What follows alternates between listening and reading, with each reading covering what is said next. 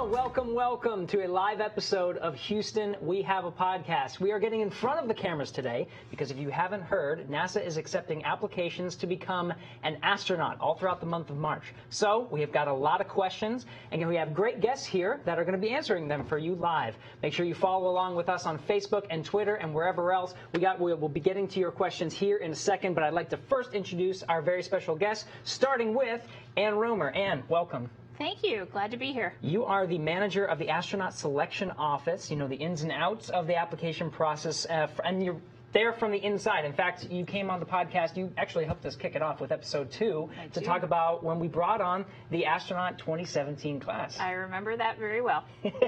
Well, welcome back. Thank you. I'm curious to hear the insides of this. Thanks. We also have Kayla Barron. Hey, Kaylin. Hi. Kayla. Kayla, you're among the Turtles, the astronaut class of 2017. Yeah. You went through this application process and competed against 18,000 other people. And you're here, and as part of the Turtles. You have a bachelor's in systems engineering from the U.S. Naval Academy and a master's in nuclear engineering from Cambridge. You're a Marine warfare officer, and you just graduated 2 months ago. Congratulations. Thank you. How's life been after graduation? It's been awesome. We've been really busy doing lots of different jobs now that we've graduated, still in training as well. But it's been a lot of fun to contribute to the office in a different way. Wonderful. Okay, well, I have a lot of questions, but we also are going to be taking questions live from you, from the viewer, and we have Jennifer Hernandez standing by. Hey, Jennifer. Hey there, Gary. Hey, Kayla. Hey, Ann. Jennifer works with us in our public affairs office. She's also a fellow Penn Stater. We are. Penn State. Thank you. You're welcome. We're going to be taking questions live. The Ohioan's rolling her eyes. Well, the fellow Penn Stater is going to be taking questions. I don't know about that. Yeah, we'll see. No. From the web. Jennifer, do we have any questions to start us off? We sure do. We have one from Twitter, from Celery. What do you have to do to stand out from all the other applicants? Oh, that's a good question. I think that question's to me. Yeah. Yeah, no, I'm just teasing. Right, so we are looking for a lot of information on the resume that folks fill out. So I would start by saying, right, we want people to be very detailed as they describe their work experience and other experiences. We also give applicants an opportunity to describe hobbies and interests that they have. And we encourage applicants to put as much information there as possible as well. When you're reviewing 18,000 applications, sometimes it's the weird stuff that stands out, honestly, an interesting hobby or an interesting project at work that, right, an applicant may think, oh, that's just what I do. And so really we're looking for them to give us as much information as possible. Okay. So that's a starting point. That's a starting point for standing out. Let's get into the details of what you need just in the first place, right? Okay. So let's start from the very minimum requirements. What are you looking for as a minimum requirement to become a NASA astronaut? The minimum requirements are pretty straightforward, Gary. We require a master's degree, and that's actually something that's new this year. We have always stated in our application process that advanced degrees are preferred. This is just trying to be a little bit more overt in what we're looking for, and that the majority of astronauts hired have had a master's degree or beyond, or test pilot school. They also, beyond the degree, have to have at least 2 years of professional experience. And then being a U.S. government agency, we also require U.S. citizenship.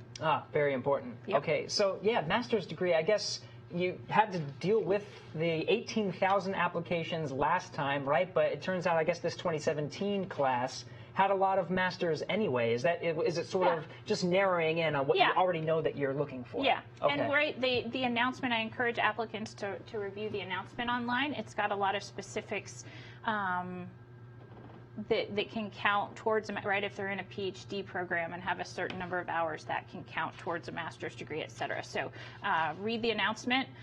It's got all the information that folks need to know whether they're qualified or not. Now, this might be a stupid question, but STEM. Now, we always talk about STEM, science, technology, engineering, math. Why science, technology, engineering, math? I'm a marketing major. I want to go to space. Why can't I go? I've heard that from a lot of people lately. Right, the core component of what we're asking folks to do and to train, and Kayla can probably speak to this as well, right, there's a technological component of that. And so a lot of the jobs at NASA require that STEM background. So, okay, yeah, it's ultimately important. Well, how has it helped you, Kayla, with just some of your astronaut candidate training, having that STEM background? How has it helped you in just the first few years of training? That's a really good question. I think in our training, we're really generalists. We're asked to understand and be able to operate in a lot of different contexts, whether that's learning how to operate systems on the space station or fly a T-38 or even work in mission control. And so I think having a STEM background of some kind helps give you sort of the baseline skills you need to understand those things, because a lot gets thrown at you really fast. So having a foundation in that, even though people come from a lot of different areas, whether that's geology, microbiology, engineering, aviation, different parts of the military, medicine, it kind of gives you a starting point to approach a lot of those problems. Yeah, that's huge, because you have to train on so many different areas, right? So having a baseline to be able to tackle all of these different problems, STEM is probably one of the best ways to do that. Very interesting. So you talked about related experiences, Anne. So Yes. I'm assuming it has to deal with the related experience of what you have a degree in. Yeah, right. And Okay. there's some flexibility. For example, though, right, finishing your degree and your master's degree and going and working as a ski instructor, although fun and wonderful, we wouldn't count that towards the 2-year professional experience. So it would need to be in a discipline, ideally equated with the degree. We see, right, some of the more general physics is an example. You can get a degree in physics and do a lot of different things. So we're looking for that technology experience, that technological experience beyond the degree. Beyond the degree. Okay, now what if you're a pilot? Is there a little bit different scenario there? Pilots, and it's interesting, we still use, and Kayla, I'm sure we'll talk about this as well, we still use the T-38 as a training vehicle, and so we do still have pilot astronauts in the astronaut office. If applying as a pilot, folks need to have a minimum of 1,000 hours of pilot in command hours in a high-performance jet aircraft. Okay, and Kayla, I'm guessing, now you were not a pilot, you have various engineering degrees, but you're training in the T-38 anyway. Yeah, so our class has a number of pilots, but also a number of people from different backgrounds. My background is in the submarine force in the Navy. So after graduating from my master's program, I went through the Navy's nuclear power training and then worked in a very operational context aboard submarines deploying in the Pacific. So that was kind of applying engineering. That's how I got my years of professional experience that Anne is talking about.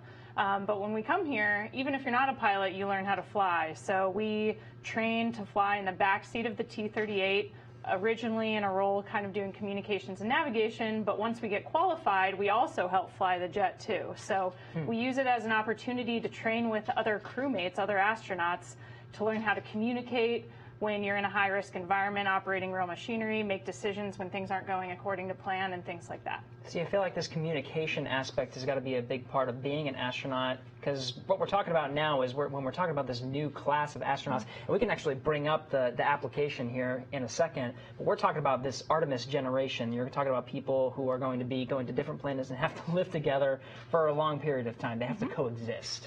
So getting along with your crewmates has got to be pretty important. Do you find that in the Turtles, or do you guys get along with each other? Yeah, we get along really great. I think graduation was really fun for us as a group because it was just a huge accomplishment for us as a team. Yeah. I mean, you get here and you start training and a lot is being asked of you, and most of our evaluations are really about our individual skills and performance. You're kind of in the hot seat alone, but we chose to approach our training as a team and wanted everybody to get to the finish line together. And that made a huge difference for us because everybody had something that they were really naturally good at, and everyone also on the other side had something that was harder for them than they might have expected. And so having the support of your peers made all of the difference in the world. Wow. And we also do specific training geared towards getting to know each other and become good teammates. We do things like we went on a backpacking course with Knowles in the Canyonlands in Utah. That was really fun. We also incorporate that kind of training whenever we're doing other kinds of training as well. So we get that kind of training in the neutral buoyancy lab when you're working with a teammate, practicing spacewalk skills, or things like our geology training where we go out in the field and try to learn about the geology of our planet so that we can apply that in future exploration. But a lot of that is about working as a team, doing that in a group and taking advantage of everybody's skill sets to accomplish a mission. I really want to go into what it's like just these first couple of years, but first I want to take a look at the application and see what people can actually do. So in order to go to apply to be an astronaut, thank you, Jennifer, for taking us here. We're going to take a look at USA Jobs. If you're looking to apply to become an astronaut, I would assume you would just search the title astronaut. There it is. Astronaut candidate, okay, because you're a candidate for the first couple of years. Okay, so you would go there, you would click on Lyndon B. Johnson Space Center. That's where we are today.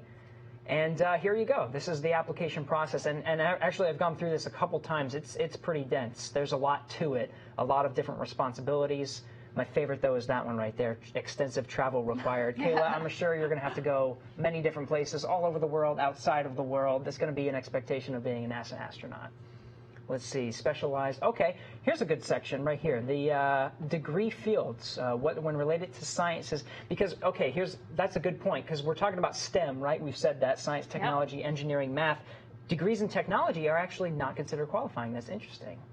But it looks like even some sciences, though. So looking at what's not considered qualifying, give me some examples of different engineering, math, sciences that you're looking for.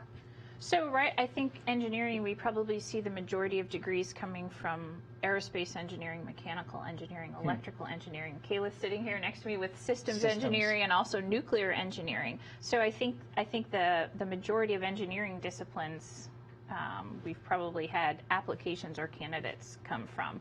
In the science arena, right, we have biological science majors, we have the physical science majors, we see a lot of applications from medical doctors, and that's an important skill set for the astronaut office to have and continue to have available to us as we look at putting together long duration crews, etc. So yeah, most of the degrees that aren't qualifying are listed there.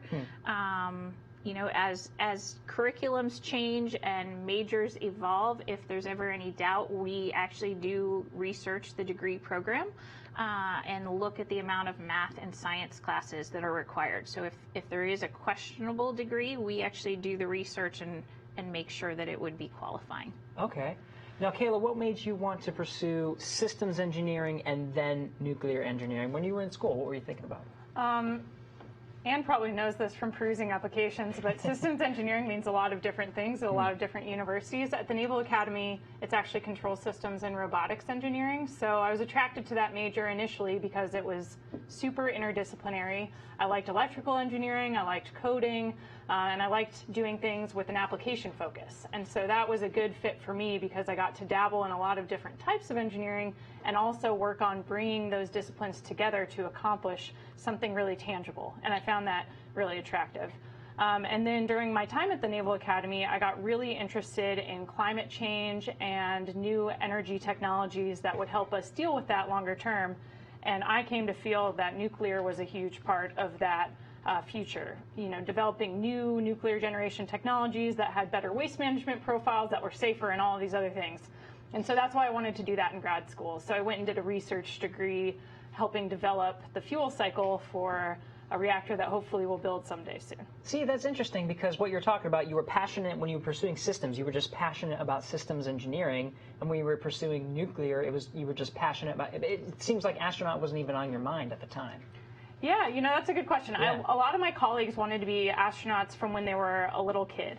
And they definitely were making choices to pursue things they were passionate about too, but always with a mind of keeping those doors open for themselves by studying the right things, maybe joining the military. There's a lot of different tracks to get to these seats. But for me, I was always looking towards challenging myself as much as I could in each subsequent opportunity. So astronaut wasn't really a thing in the back of my mind. It was something I always thought was really cool, but didn't really picture myself doing. And so I actually didn't become inspired to apply until after I had served on a submarine. When I left my submarine, I went back to the Naval Academy to work there, and I got to meet a lot of really interesting people, including a couple of astronauts. And chatting with them, talking about the time when they were building the space station, I found really fascinating because it reminded me a lot of the equipment that we use on submarines. You're also trying to keep people alive in an environment where they shouldn't exist, whether you're hundreds of feet below the surface of the ocean or, hundreds of miles above the surface of the Earth.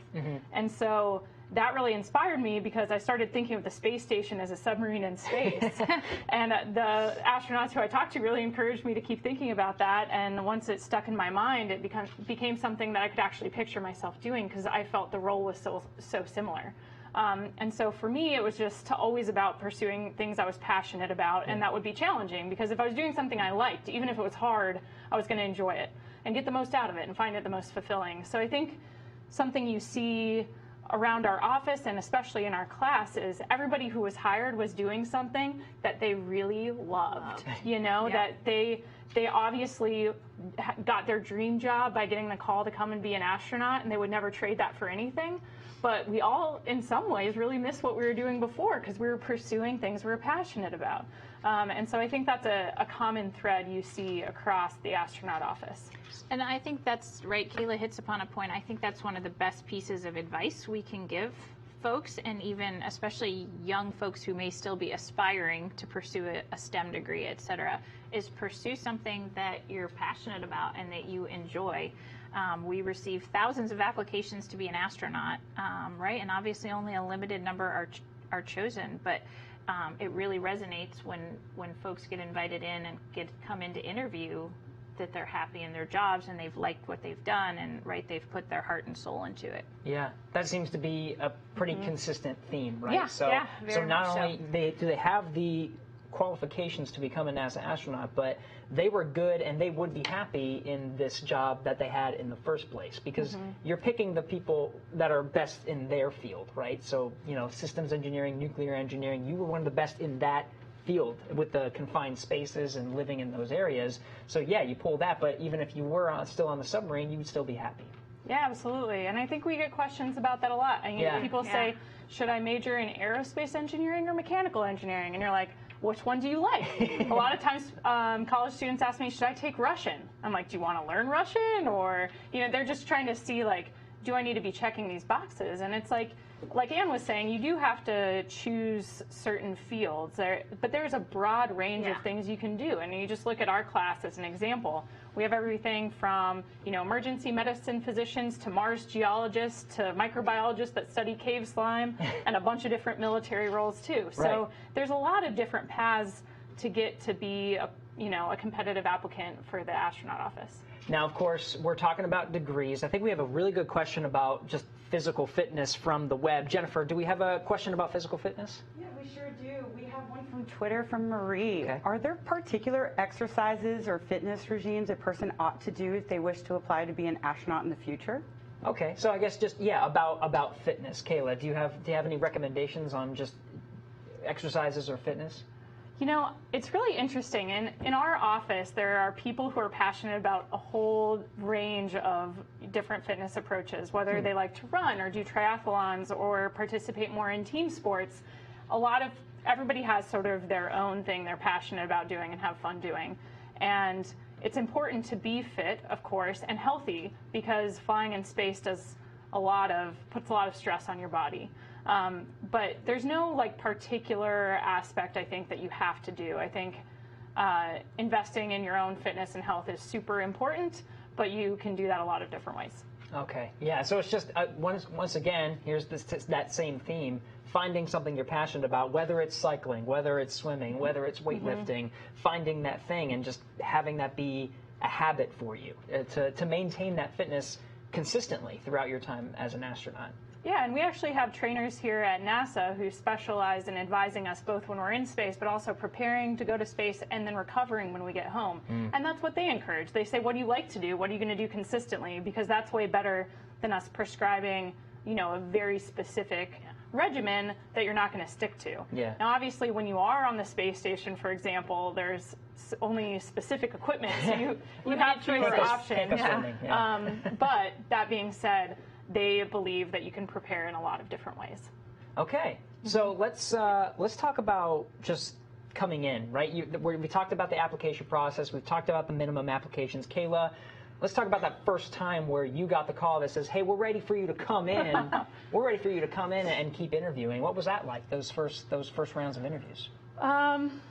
Every time, the best experience of your life, right? Every time I got a call, whether it was from Anne letting me know I was invited for an interview or the final call letting me know I was selected, I kind of always was like, are you sure you had the right number?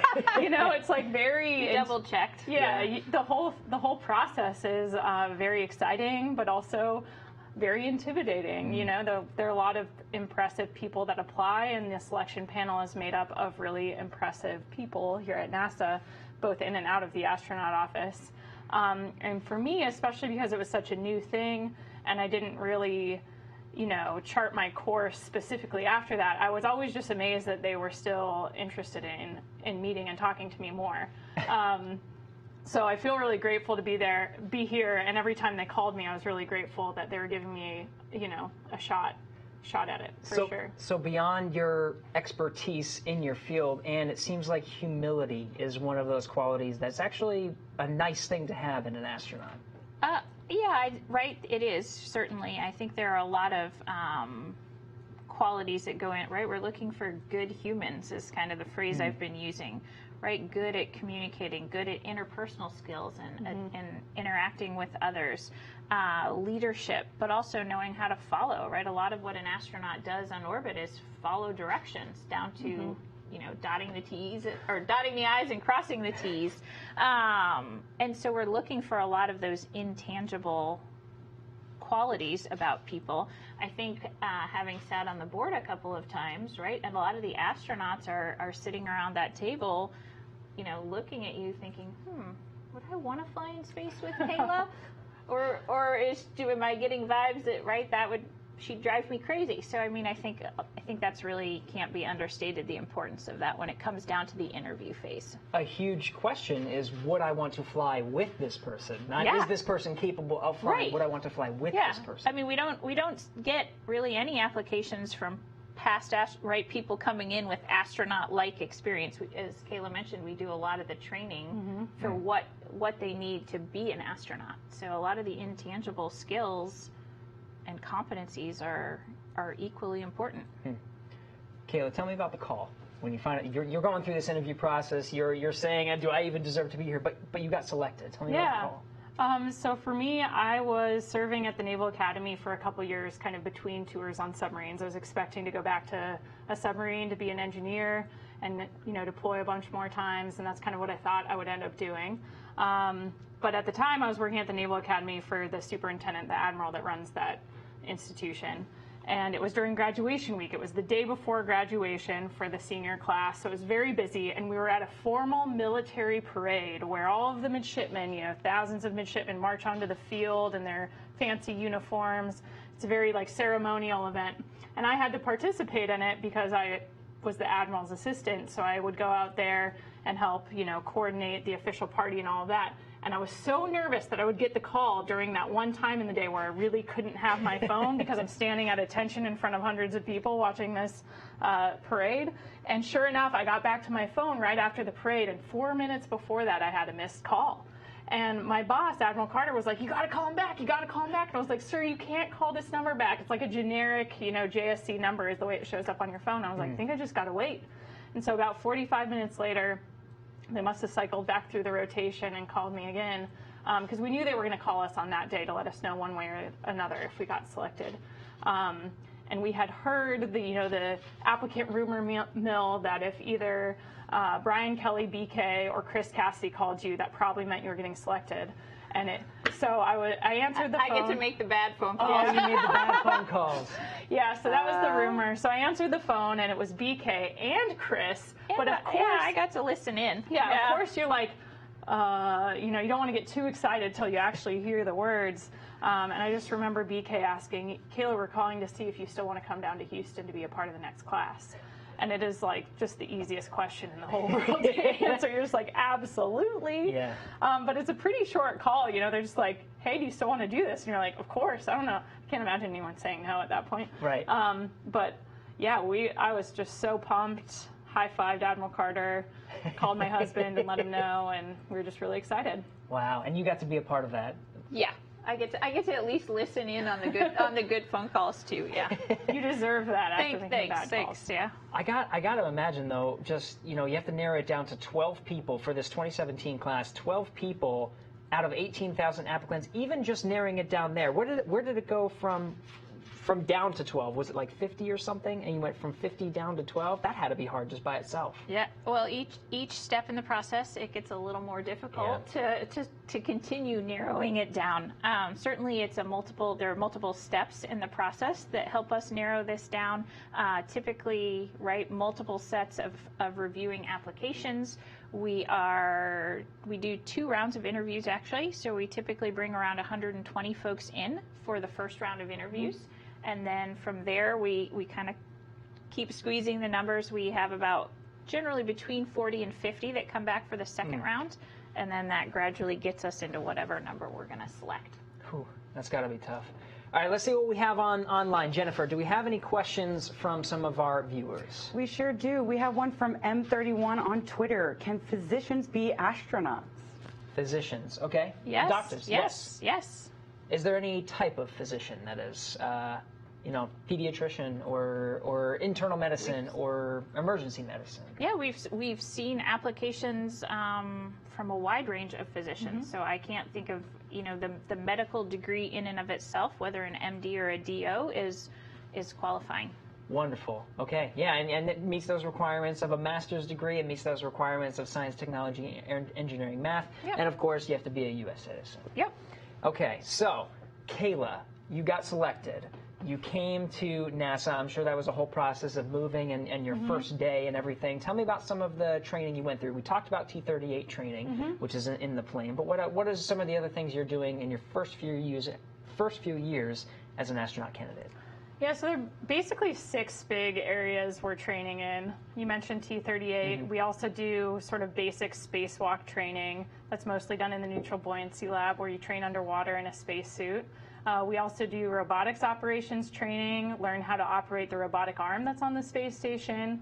We learn all about space station systems and how to operate, the cooling systems, the electrical systems, and how to respond when something breaks. So to prepare for a mission on the space station. We all learn to speak Russian, which is a challenge for many of us. I hear that's one of the harder ones. Yeah. It's tough. I mean, some people are natural language learners, and some, like me, are not. But we are lucky that we have very talented and patient instructors to help us through that. And then the 6th area that we sometimes don't mention, but I really think we should, is expeditionary skills training, or teamwork training, really. Yeah. And we touched on that a bit earlier. But I think that's just such a huge component of what we do here at NASA.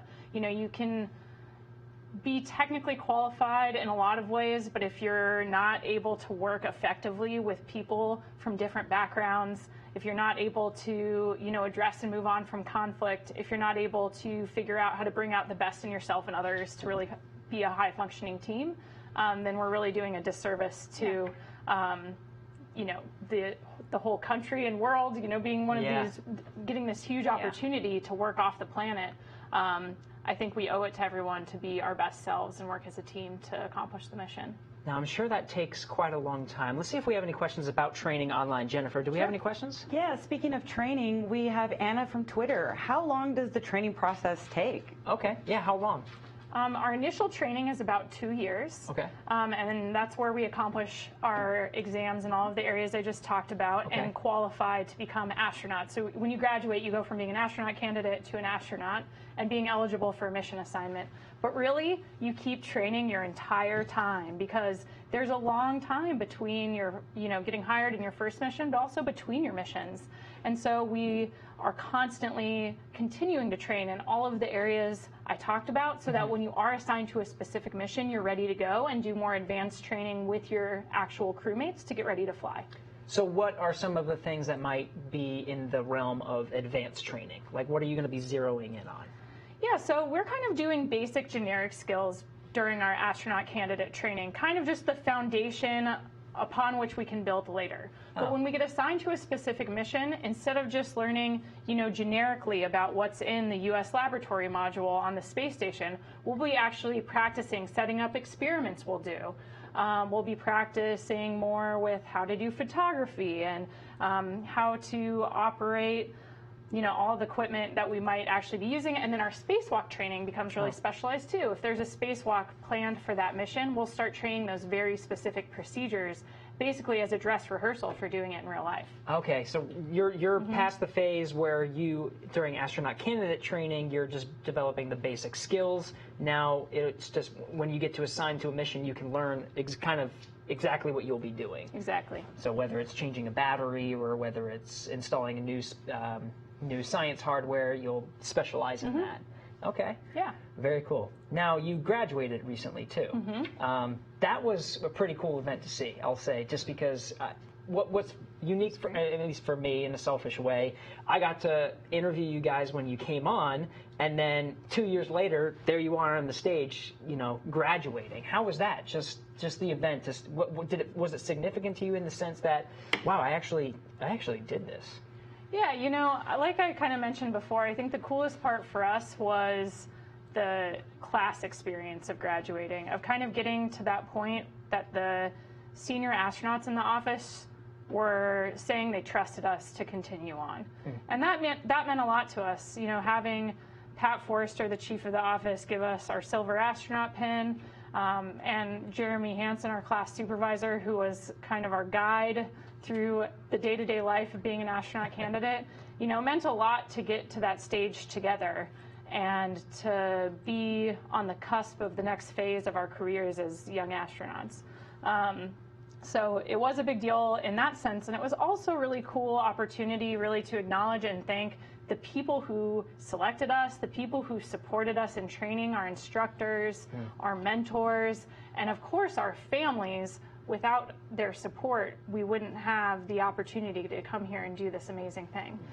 So I think for us, it was a team success and also a chance to acknowledge the people who built us up to get there in the first place. Wonderful. It must have been cool for you too, Anne, to see, because you selected them and there they were on the stage. I was very proud. Yeah. It was a proud moment, and I was grateful to be in the audience. Very cool. Now, I'm sure you're reflecting at this time of graduation on some of the training and just what you had to go through. You talked about this diverse set of experiences, and you got to do it with some of your crewmates. You even told stories on the stage of just your time together. Do you have a memorable moment from those 2 years? Maybe during one of the geology trips, or maybe a particular time during one of the spacewalks? Or the NBL, the neutral buoyancy testing. There's almost too many to count. It's such a wonderful group to be a part of. I feel so lucky that I get to come to work every day and work with my colleagues in my class, in the astronaut office, and then in the larger NASA community. Everyone is here because they're really passionate about it. People choose to work here at Johnson Space Center. People choose to dedicate their lives to human space exploration. And it's just always such a supportive and exciting team to be a part of. I think for most of us, our favorite memories from training are things that we did in the field. A lot of us think of our time on that backpacking trip with Knowles that we did as kind of a keystone experience for us, because we already knew each other really well, but kind of working in that more extreme context of having to figure out where we're going to get water, how to cook our food together, and just traversing in the backcountry, making decisions and supporting each other, kind of seeing everybody at their best and their worst. Hopefully Johnny would think it's okay for me to tell this story, but one of my favorite moments from that trip, so there's not much water in that part of Utah. A lot of times you're kind of scooping it out of these little potholes in the rock, just that like an inch thick of water, trying to fill your various vessels for the day. So it was kind of hard to get water sometimes. But one night, it started just this torrential downpour of rain.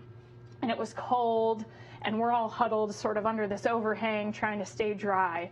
And Johnny's tromping around in the puddles. He's wearing this big camouflage poncho. And I just remember looking up at him, and my headlamp was shining on him. It was dark. And he was using his poncho as a funnel to shoot rainwater into all the water bottles and pots and pans. And he just looked up at me with this really excited look on his face and said, "Kayla, look at all this free water." And it made me laugh so hard, because it's just like, it's in those moments where people are cold and tired and, maybe a little bit bummed out. and seeing one of your peers, your teammates, like literally the glass is half full for him. You know, he's just like, look at all this free water. And you're like, you can think like, oh, it's cold, terrible rain. But for him, he was choosing to see it from a different perspective. And that's the kind of teammate you really want in those hard moments, because all of a sudden everyone's laughing, everyone's morale is boosted. And that's just Johnny being Johnny. You know, Johnny being himself and being willing to share himself with us really brought the team out of, you know, a tough moment. And so it's things like that that you just always think about. Yeah, you know, you can say, oh, you need these team skills all you want, but it's stories that really lock it in. Just like when things are really down, being able to rely on each other, and knowing each other's strengths, weaknesses, ups, downs, knowing what everyone's going through. That's critical to the success of a mission, because it's just you up there. That's a wonderful story. Yeah, so this is what you're talking about when you talk about your interpersonal skills. I'm sure that's a big part of the interview process just by itself, is just how, not only who they are and understanding their background, but how they're interacting with each other. Yeah, we get asked a lot, right? Yeah. What advice can you give somebody who's been invited to do an interview? And right, again, the advice comes to just be yourself, right? And you're not trying to kind of fake your way through the interview process being someone you're not. We're really looking for people who are genuine and real. So, if, you know, having interviewed Johnny, that story doesn't really surprise me. That's exactly what I would have expected from him. Yeah, I remember coming down for my first interview, and we came down in groups of 10 for our class. And meeting all of the other candidates, I was just so blown away by how talented and wonderful all of them were. And it's hard not to feel a little bit of imposter syndrome, you know, you're like, what am I doing here? Like, what did they really see in me? And kind of wondering, you know, when I go into that interview room and sit at the end of this long table with all of these astronauts and senior NASA officials, like, what are they looking for? What do they want from me? And I remember going into my interview, for some reason, the last thing I thought before I walked in the door was I said, don't make any jokes. Because I was so worried I was going to say something sarcastic or whatever, you know, show my sense of humor, and it wouldn't be received the right way because they didn't know me very well. And I sat down and we were talking, and it didn't take long before Tonto, Reed Weissman, made some sort of joke at me, and just instinctually, you know, that's just how you interact. He's a naval officer too. That's just how you interact. You kind of talk trash to each other. You dished it back. I dished it right back at him, and there was this moment of silence, and I was like, oh no, that was the one thing you weren't supposed to do. But then Kjell Lindgren started laughing. Everyone started laughing, and it just relaxed me, and I just went, you know, in that moment, really quick, I was just like, you know, I'm just going to be myself. And if that's what they're looking for, awesome, I'll feel authentic in doing it. And if not, they probably know that too, so that's okay. Right. Yeah. And so that moment really helps me just be like, be a human, be myself, show who you are. Human. And that'll carry the day or it won't. And so that sort of healthy fatalism of just be yourself, be honest about who you are, I think goes a long way. Yeah, because when you're thinking about it, can these people work together, there's that level of authenticity that you're looking for. Because you're not looking for this facade whenever you're selecting an astronaut. You know, you want to know the true person, because ultimately, to that story you just told with Johnny Kim, it's going to be relying on that person. So you want to know that person and who they really are, not just the facade of who they are. Yep. Let's see if there's another question. Jennifer, do we have another question from online? We sure do, from Stephanie Jackson on Twitter. Is there an age limit of applying to be an astronaut? That's a popular one. There is not an age limit, and that includes a floor and a ceiling. There are no limits. Folks need to meet the minimum requirements. You know, the requirement comes in as we get down to the final group. Candidates have to be able to pass NASA's long-duration spaceflight physical, and provided they can do that, that's all good. That's the core. That's the core of it. Not an age, but just the skill set and the ability. Correct. Yeah, I understand. Now, Kayla, you talked about this camaraderie. That makes me think of just your class name, the Turtles. Mm-hmm. Why are you called the Turtles? Did you name that together as a group? No, there is a long tradition of the class just above you gives you your class nickname. So for us, the 2013 class, the 8 Balls, were in charge of giving us our nickname. And it's kind of, I think, comes a bit from aviation call sign or nickname tradition, where there's always more than one meaning. But the inspiration for the name actually came from the vice president's speech that he gave at our announcement. he was talking about how, you know, our families and friends had supported us in order to be there on that stage that day. And he used a metaphor that if you see a box turtle on a fence post, you know it didn't get there on its own. And so that was the original genesis of the question, or of the call sign, the nickname. Because you guys didn't get there on your own. It was the support of everyone around you that helped you to get you to that point. Yeah. Very cool. And a lot of times the names have always been things that don't fly, correct? Yeah, Historically. turtles don't fly. Turtles they're don't slow, fly, they're sometimes slow. they need to get back in their shell, Yeah. etc. Okay, so there's always a double meaning. There's always a double meaning. That's hilarious. Now, let's zoom in on this class that you're looking for, Anne, because we're talking about this next class, right? I love the stories of the 2017 class. Yeah. It keeps getting referred to as the Artemis generation. Let's just start there. What does that mean? What are we looking for? So I'm optimistic that most people know that we're trying to go back to the moon by 2024. And certainly to us, that's just the next stopping point. I hope we're on our way to Mars beyond that. I think that's the long-term goal. And so Artemis is kind of the umbrella for the missions that will take us back to the moon. Okay. So is there differences that, you know, from different classes, just from thinking about International Space Station crews? Are we talking about being together? And I keep going back to this interpersonal skills and getting along with each other, because how I imagine this going is they're going to be together by themselves for really long periods of time. Eventually, yeah. So, surprisingly, what we've looked for, whether looking back through the shuttle selection era, through International Space Station onto the moon and hopefully onto Mars, the skill set that we've looked for really hasn't changed that much, right? The intangible skills have remained pretty consistent, right? And we've hit upon one of them extensively today, which is being a good teammate and understanding really what that means. Sometimes it may mean leading the team. Sometimes it may mean being a follower on the team, etc. And so really what we've been focusing on with this class isn't really much different than what we've always focused on in astronaut selection. Okay, that's good to know.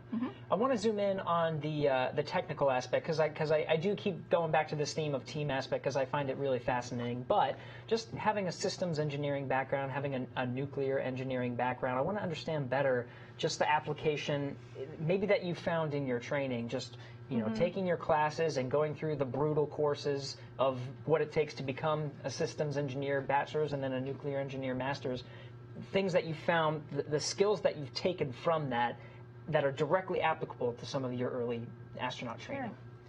Sure. For me, I think my formal education in engineering really taught me how to think critically about tough problems, how to come up with ideas and test them, and how to take in a lot of data and parse out from that useful information upon which I could make a decision. But I think for me, I'm constantly leaning on my experience in the Navy, which of course my education informed as well.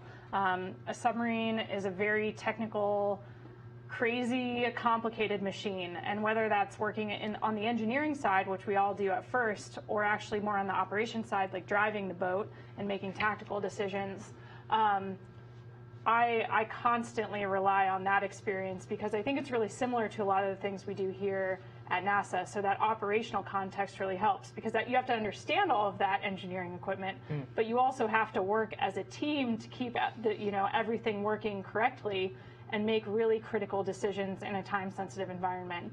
And so I find myself leaning on those lessons of how you bring the best out of everybody to do something that's really hard. Yeah. I rely on those lessons a lot, and the way I trained for that to deploy on a submarine and be successful there is really similar to the way I approach my training here at NASA. But I think that's true for all of us, even people from very different backgrounds. Like, you have people who, like my classmate Jessica Watkins, who's a Mars geologist and worked at JPL on the Mars rovers.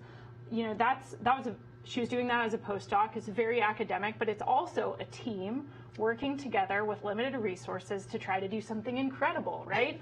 And so she, in the same way, relies on that experience, even though it's very different than what I did in the Navy. And so I think those academic experiences inform our professional experiences too, and those are also really important. Yeah. Let's zoom in on an aspect of that, of working in a team, because Anne, you mentioned this. You said there's a skill of knowing when to lead and when to follow, and doing both is really critical to being an astronaut. I'm sure you had to deal with this on a submarine too, knowing when to lead, when to follow. What's that like? Is there a mindset you have to be in of, yes, now it's time to lead, and yes, now it's time to follow? Sure, yeah. I mean, I think there are definitely times where you're going to be in a designated leadership role. That's always been, the NASA and the astronaut program has its roots in military aviation, so people are used to that. You have spatial commanders or space station commanders, and they're used to that formal designated authority. But sometimes the hairier parts are followership and also self-leadership. I think thinking about followership as actually being a self-leader, like that makes it more actionable. It's not my job just to follow you. It's my job to actively figure out how to support you as a designated leader and contribute to the team. And our office is pretty small, and we're constantly working in different roles. So sometimes I might be in charge of something even though I have very little experience, and sometimes I might be, I might have a peer in charge of me, or vice versa. And being able to sort of transition very seamlessly between those roles and understand the different contexts and what that means is really important. That's huge. Now, let's zoom in on this class once again, because I want to bring us back to the fact of why we're here. Right? It's March 6th. We have until March 31st. That's correct. That these applications are open. Where do we sit right now in terms of ballpark applications? Because I've heard it was 600 in the first few days or something. It was. So that's why I don't get daily updates. So I don't need to be freaked out. No, when I checked yesterday, we were close to 2,000. Wow. So, and that's pretty normal, right? The beginning opening period and then the end of the opening period, we typically see big spikes, especially with the special attention on the last day. We have a lot of people that wait to the last day to apply. I don't know why.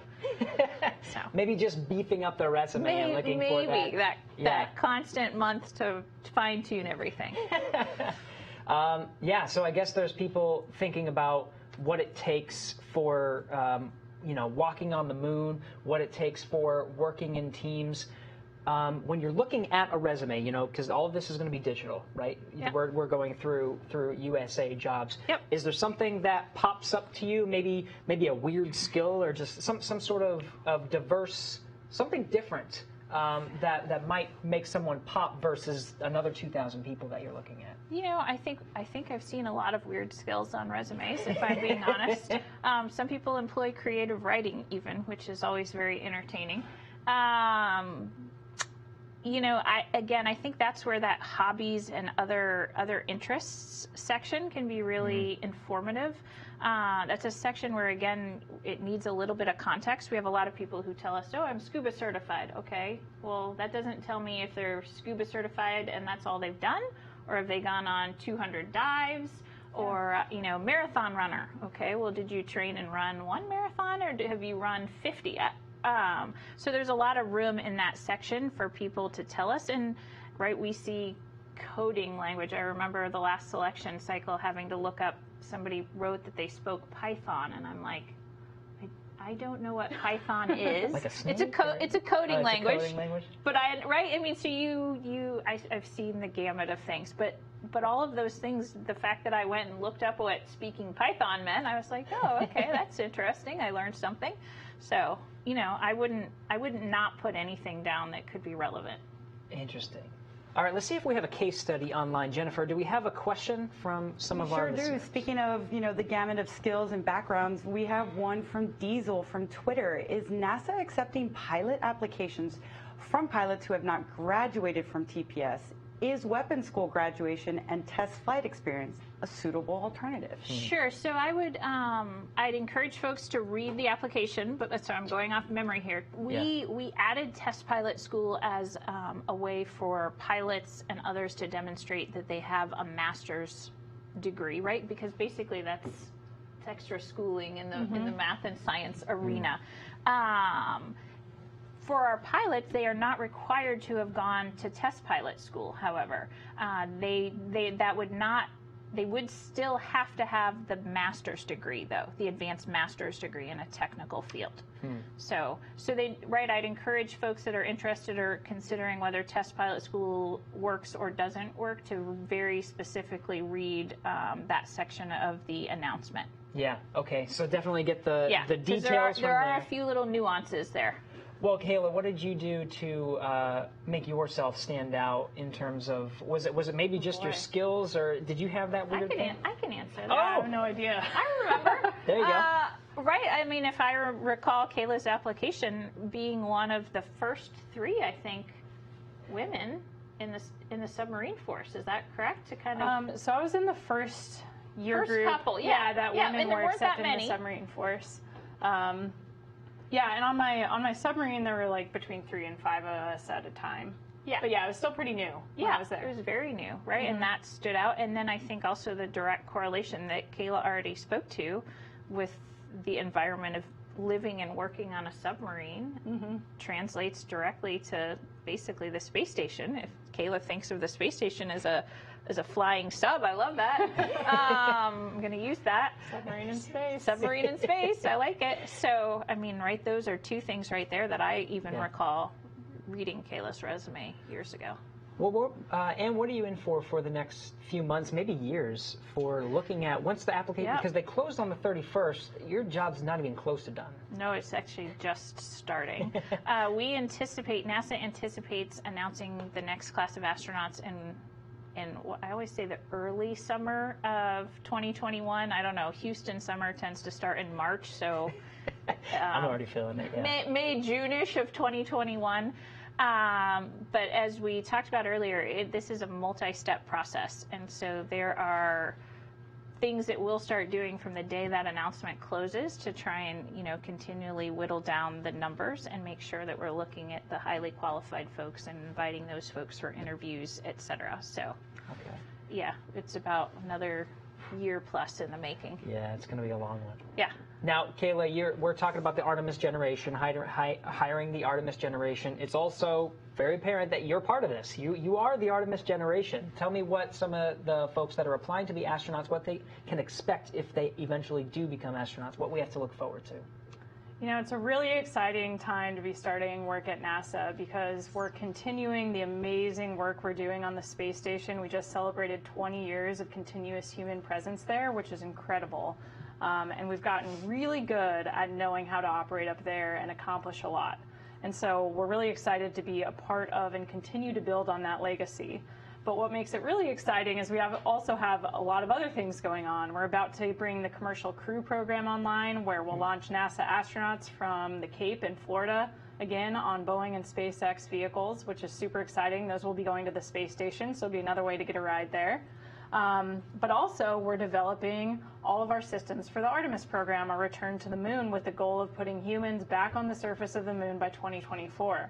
And so that involves a new rocket, a new space capsule, new space suits, thinking about power generation technologies, in situ resource utilization on the moon, and all of these things you can really nerd out on with the people you find around Johnson Space Center.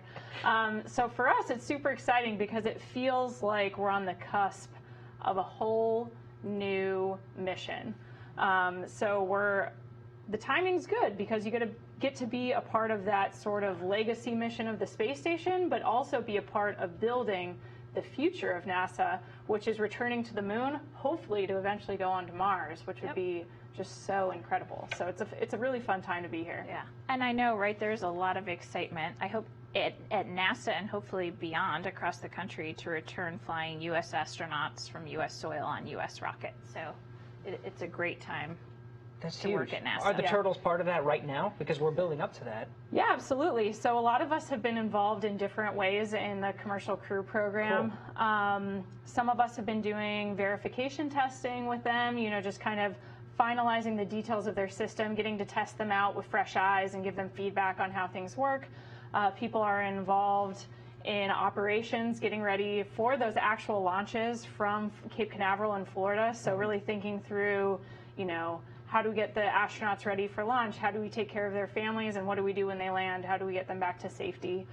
So there's a lot of things that are spinning back up that we haven't really been doing since the space shuttle stopped flying. So it's an exciting time. It's a very exciting time. We have a lot of I guess, new skills to look forward to, right? Let's see if we have one more question from online. Jennifer, can we squeeze in one more? We sure do. Okay. We have one from Drew from Twitter. Will current astronauts be required to do updated training to go to the moon? Okay. Well, I guess maybe, Kayla, you mentioned specialized training. Maybe that'll be part of the specialized training. I don't know if the candidate training will be updated, but... No, well, I think as Kayla mentioned, right, the candidate training kind of focuses on the basic things that every astronaut needs to know, and then there's always mission-specific training beyond that, so... Yeah, I think a lot of the training the new class will do will be pretty similar to what our class did. But as we start to fly to the moon, of course, we'll be doing specific training to include advanced geology training so that we can be ready to do some awesome science when we're up there. We'll modify and expand our spacewalk training so that we can learn how to operate correctly in 1/6 Earth gravity as opposed to the apparent microgravity environment we have on space station now. Lots of different tools, lots of different vehicles. You know, we have to fly a new capsule. We have to fly a lander.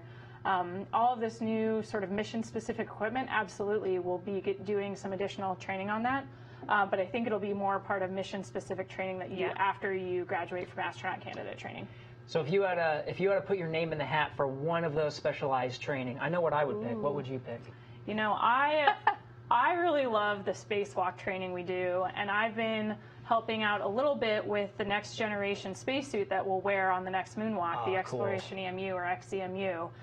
So I'm constantly nerding out and getting excited about those moonwalks. Just yesterday we were over in the rock yard where they have simulated soil environments looking at the first generation of the geology tools we'll be using. And it just gets your head in that mindset of standing on the moon, looking back at Earth, and collecting these samples that will inform science for decades, if not centuries to come. So it's definitely cool to be thinking about that stuff. That's huge. And if you had to pick one specialized training? Oh, my feet are happy on the Earth, so I don't know. I might actually choose Russian. You'd be the trainer. Yeah, I know I would sign up for the moonwalking. Anne and Kayla, this has been so fun. Thank you so much for coming on the podcast today and describing the inside experience. This has been really, really fun, and I appreciate your time. I really do. Jennifer, thanks for being our face for the viewers and the listeners and taking in some of your questions. You got it. It was so nice to be with y'all today. And thanks to the listeners for actually submitting questions. They were all really great, and I think it really stimulated a fantastic conversation. Again, the astronaut applications are open until the March 31st, so beef up those resumes and go on USA Jobs, and you can submit it there before then. And subscribe to Houston We Have a Podcast. Thanks for listening.